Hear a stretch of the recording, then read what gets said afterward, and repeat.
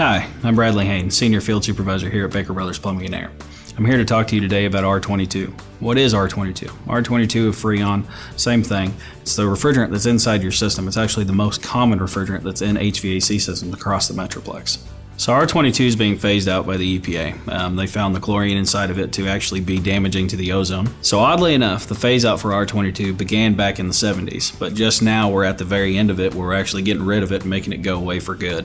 Okay, so come January 1st of the year 2020, they're going to stop all production of it. So what that means to the homeowner is, if you've got a system that's R22, you get a leak in your system or something catastrophic, where we have to put new refrigerant back into it, the cost of R22 is going to be through the roof. It's already high.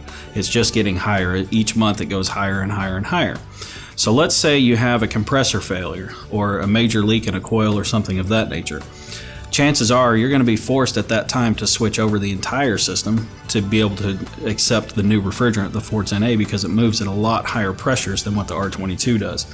So a lot of people are taking advantage of being proactive now before the prices really spike and jump through the roof. So the replacement for it is R410A. So catastrophic failure compressors, failing leaks in coils, things like that, are forcing customers to switch over to the new refrigerant, which is the R410A again. So basically, in a nutshell, if you're on the old stuff, it's a good thing to be proactive and switch over to the new before you're 100% forced to do it and without air.